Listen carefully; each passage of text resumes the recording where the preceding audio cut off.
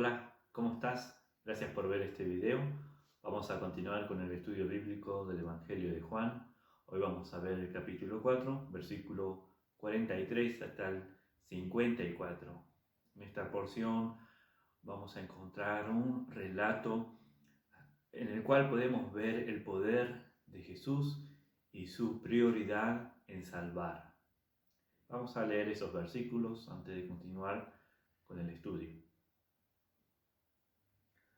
2 días después salió de allí y fue a Galilea, porque Jesús mismo dio testimonio de que el profeta no tiene honra en su propia tierra. Cuando vino a Galilea, los galileos le recibieron, habiendo visto todas las cosas que había hecho en Jerusalén en la fiesta, porque también ellos habían ido a la fiesta. Vino pues Jesús otra vez a Caná de Galilea, donde había convertido el agua en vino, y había en Capernaum un oficial del rey, cuyo hijo estaba enfermo. Cuando oyó que Jesús había llegado de Judea a Galilea, vino a él y le rogó que descendiese y sanase a su hijo, que estaba a punto de morir. Entonces Jesús le dijo: si no viereis señales y prodigios, no creeréis. El oficial del rey le dijo: Señor, desciende antes de que mi hijo muera. Jesús le dijo: ve, tu hijo vive. Y el hombre creyó la palabra que Jesús le dijo y se fue. Cuando ya él descendía, sus siervos salieron a recibirle y le dieron nuevas, diciendo: tu hijo vive. Entonces él le preguntó a qué hora había comenzado a estar mejor.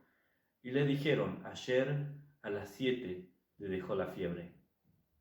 El padre entonces entendió que aquella era la hora en que Jesús le había dicho: tu hijo vive. Creyó él con toda su casa. Esta segunda señal hizo Jesús cuando fue de Judea a Galilea. El pasaje nos comienza diciendo que luego de pasar 2 días enteros hablando y compartiendo con los samaritanos, ¿recuerdan la lección de la semana pasada? Jesús estuvo allí 2 días en aquella región. Luego de estar allí, él sigue su camino a Galilea. Galilea era el lugar donde él había nacido, crecido. Y una afirmación fuerte de Jesús fue que un profeta no recibe honra en su propia tierra. Es así como luego continúa esta historia, este pasaje. Él iba hacia su tierra y afirma esto, que un profeta no recibe honra en su propia tierra. Pero lo que el relato nos dice, sigue diciendo, es que cuando Jesús llegó a Galilea, los galileos le recibieron bien, y parece que se le está honrando. Parece una contradicción. ¿Cómo puede Jesús afirmar que un profeta no recibe honra, no es honrado en su propia tierra, y luego podemos ver que le recibe bien y parece que le están honrando? En este pasaje ha generado gran debate y existen muchas propuestas de interpretación, las cuales nos vamos a mencionar aquí, pero una lectura sencilla y cuidadosa del pasaje en su contexto nos puede arrojar mucha luz del significado de estas palabras de Jesús. En primer lugar, debemos notar que el autor establece que los que le recibieron en Galilea fueron personas que habían presenciado lo que Jesús había hecho en Jerusalén. El versículo 45, lo que Jesús hizo en Jerusalén. ¿Y se acuerdan qué fue lo que Jesús hizo en Jerusalén? Lo vimos cuando meditamos en el capítulo 2, versículo 13 al 22, donde Jesús expulsó a los vendedores y a los cambistas del templo. Y también en el versículo 23 y 24, Jesús hizo allí muchos milagros. Por esa causa de las señales, muchos creyeron en Jesús. Pero Juan da un testimonio acerca de la fe de ellos, que dice que Jesús mismo no confiaba en ellos, porque conocía todas las cosas y no tenía necesidad que nadie le diga nada acerca del hombre. Él sabía la situación del corazón de esas personas. En Juan capítulo 2, versículo 22 al 25, 24 al 25.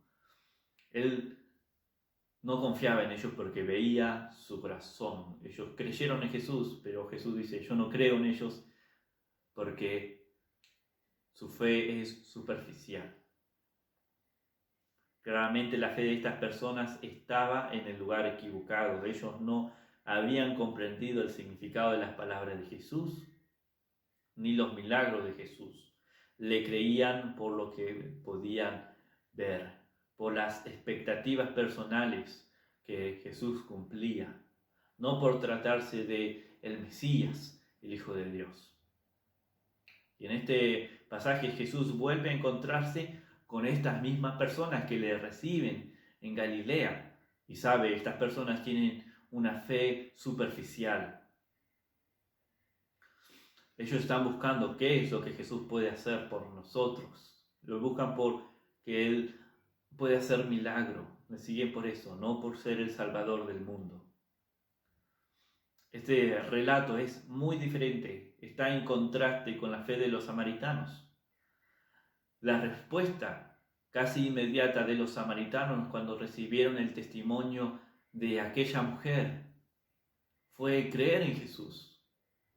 Creyeron en Jesús, el Salvador del mundo, dice el capítulo 4, versículo 42. Y le pidieron a Jesús que se quede con él para compartir. Es totalmente diferente la respuesta y las motivaciones de los galileos que vemos en este pasaje, que buscaban a Jesús por sus milagros, por sus señales, por ser alguien que iba a revolucionar todo. La afirmación de Jesús que un profeta no recibe honra en su propia tierra es muy clara. Los samaritanos honraron a Jesús al creer en que Él es el Hijo de Dios, es el Salvador del mundo. Los galileos no honraron a Jesús, aunque le recibieron, pero su fe era superficial y sus motivaciones al recibirle eran diferentes. Por eso Jesús les responde de la manera en que responde, dice lo que dice. En los versículos 46 y 47 se menciona a un hombre muy importante. Dice el relato, un hombre muy importante, un oficial del rey. Este hombre fue a pedirle a Jesús que sane a su hijo, que está al borde de la muerte. Y eso es una petición natural, un pedido genuino de un padre que se preocupa por su hijo, por perderlo. Pero la respuesta de Jesús en el versículo 48 dice así: Jesús le dijo, si ustedes no ven señales y prodigios, no creen. Esa es la respuesta de Jesús a ese hombre y a todos los que estaban ahí para ver lo que Jesús iba a hacer. No solamente se dirigió al hombre que acababa de hacerle esta petición para que sanara a su hijo, sino junto a él a todos los demás que estaban allí. Su fe no era verdadera. Jesús les acusó de que su fe estaba solamente detrás de sus milagros. Él básicamente les está diciendo, ustedes necesitan ver señales, prodigios, milagros para creer. ¿Cuánta diferencia con la fe de los samaritanos, que no vieron ningún milagro? Jesús no hizo ninguna señal. Seguramente esta respuesta, lo que Jesús les dijo, habrá ofendido al oficial del rey, o al menos lo habrá dejado confuso. Después de todo, él era una persona importante. Él era un oficial del rey. Él estaba al servicio de Herodes, el gobernador de toda la región. Él, al igual que su amo, no estaba acostumbrado a recibir un no como respuesta. Y las palabras de Jesús estaban sonando a eso. Así que el oficial del rey reaccionó y habló como estaba acostumbrado a hacer, con autoridad, dando órdenes. En el versículo 49 dice así: el oficial del rey le dijo: Señor, desciende antes de que mi hijo muera. Esta no es una sugerencia, Jesús, es una orden. Debería leerse y entenderse de esta manera. El verbo que utiliza aquí es imperativo, dando una orden. Se trata de eso. Él está diciendo: ven a mi casa, o vení a mi casa y haz este milagro antes de que mi hijo muera. Desciende.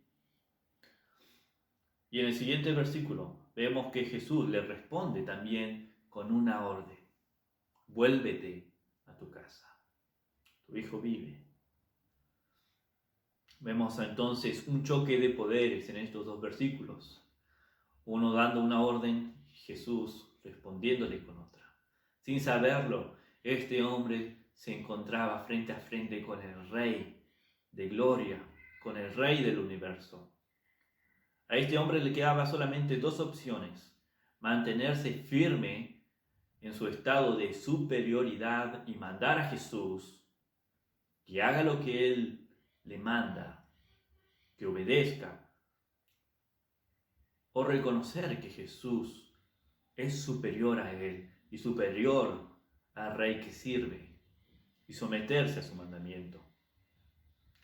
La segunda opción implicaría que él tendría que humillarse, avergonzarse públicamente, pues había dado una orden y le habían respondido con otra orden. Este hombre hizo lo mejor.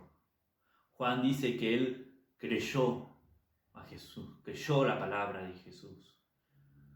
Esto quiere decir que él decidió creer que Jesús era superior a él y al rey, superior a la enfermedad de su hijo, y que Jesús tenía autoridad para darle órdenes. Aún sin recibir pruebas de que su pedido iba a ser realizado, volvió a su casa, camino a su hogar.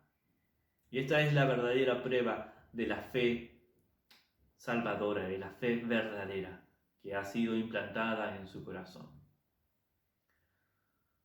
Cuán grande fue la noticia cuando el hombre estaba llegando a su hogar y los siervos se le acercaron y le dijeron que su hijo vive, que él había sido sanado. Cuán grande fue la noticia para él.